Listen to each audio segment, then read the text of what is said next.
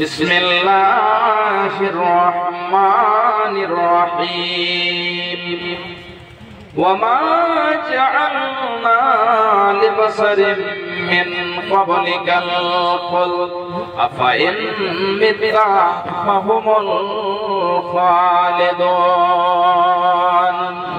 আল্লাহ রাব্বুল আলামিন নবীজিকে কেন্দ্র করে বলছেন যে হে আমার নবী, আপনার পূর্বে যতগুলো মানুষ এসেছে তাদেরকে আমি আল্লাহ রাব্বুল আলামিন সর্বদাই জীবন দান করি না। তাহলে আল্লাহ রাব্বুল আলামিন মানুষদেরকে সৃষ্টি করেছেন, তাদেরকে আল্লাহ রাব্বুল আলামিন সর্বদাই জীবন দান করেননি।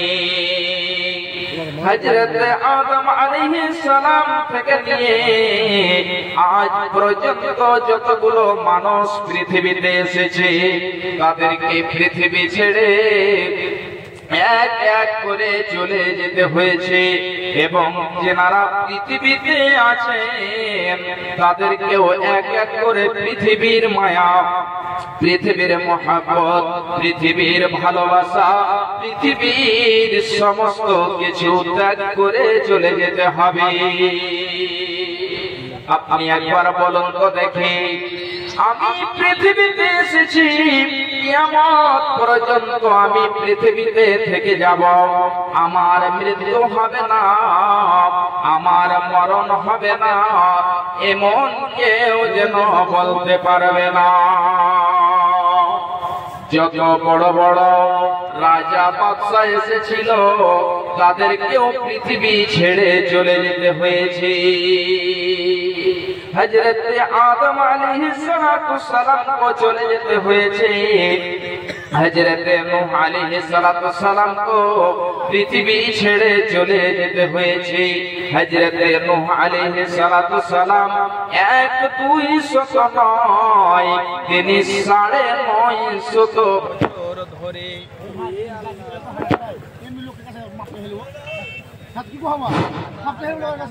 তিনি 1-2 বছর নয়, তিনি 950 বছর ধরে দিনের দাওয়াত করেছেন।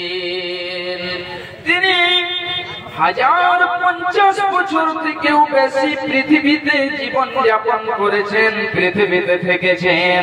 তাহলে একবার বলুন তো, এত লম্বা জীবন পাওয়ার পরে, এত বড় একটা লম্বা জীবন পাওয়ার পরেও তিনাকে পৃথিবী ছেড়ে চলে যেতে হয়েছে।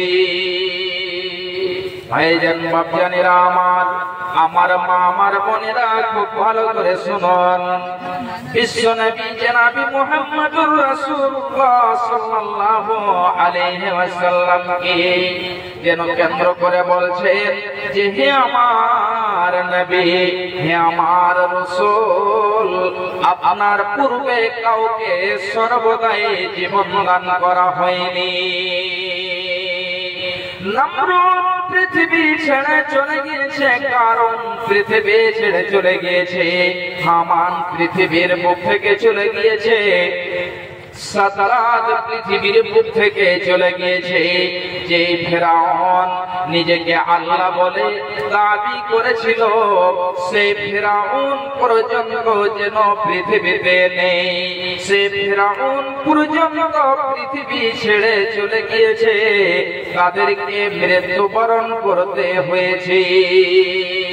তাহলে একবার চিন্তা করে দেখুন, যিনি হলেন বিশ্বনবী, সে যদি পৃথিবী ছেড়ে চলে যায়, আল্লাহর যত নবী এসেছেন তাদেরকেও পৃথিবী ছেড়ে চলে যেতে হয়েছে এবং নিজেকে যে আল্লাহ বলে স্বীকার করেছে সেই পর্যন্ত পৃথিবী ছেড়ে চলে গিয়েছে। ভাইজান বাপজানেরা আমার, আল্লাহ রাব্বুল আলামিন নবীজিকে বলছেন আফাইন মিত্তা ফাহুমুল খালিদুন। হে আমার নবী আপনি পৃথিবী থেকে চলে যাবেন, আপনি মারা যাবেন, আর তারা নাকি পৃথিবীর বুকে সর্বদাই জীবন যাপন করবে, এটা কখনোই হতে পারে না। বিশ্বনবী জনাব মুহাম্মদুর রাসূলুল্লাহ সাল্লাল্লাহু আলাইহি ওয়াসাল্লাম যখন নবুয়তি পেলেন, এই নবুয়তি পাওয়ার পরে যখন তিনি নবী হয়ে গেলেন, নবী হয়ে যাওয়ার পরে এবারে আল্লাহ রাব্বুল আলামিনের এই দ্বীনকে প্রচার প্রসার করতে লাগলেন। এমন সময় সবাই যেন শত্রু হয়ে গেল, সবাই দুশমন হয়ে গেল। এবারে তারা চিন্তা ভাবনা করতে লাগলো, নবী মুহাম্মদ আমাদের যে দ্বীন সম্পর্কে বলছে, আমাদের যে মাবুদের তাওহীদ করছে, যদি আমরা তাকে শেষ না করে দিই তাহলে কিন্তু আমাদের শেষ করে দেবে, তার দলকে বাড়িয়ে নেবে, তার জামাতকে বাড়িয়ে নেবে এবং আমাদেরকে মেরে কেটে শেষ করে দেবে। ভাইজান বাপজানেরা আমার মা জননীরা খুব ভালো করে শুনুন, একটি শুধুমাত্র আপনাদেরকে হাদিস তুলে দিচ্ছি, খুব ভালো করে শুনুন। বিশ্বনবী জনাবে মুহাম্মদুর রাসূলুল্লাহ সাল্লাল্লাহু আলাইহি ওয়াসাল্লাম যখন নবুয়তি পেলেন, এবারে নবুয়তি পাওয়ার পরে বিশ্বনবীকে বলা হলো যে হে মুহাম্মদ আপনি মক্কা নগরীদেরকে ডাকেন, তাদেরকে দাওয়াত দেন, তাদেরকে এক জায়গায় নিয়ে আসেন। বিশ্বনবী আমার পাহাড়ের উপরে উঠে গেলেন। পাহাড়ের উপরে উঠে যাওয়ার পরে বিশ্বনবী আমার বলছেন, ইয়া সাবাহা সাবাহা। বিশ্বনবী আমার এবারে ডাক দিলেন।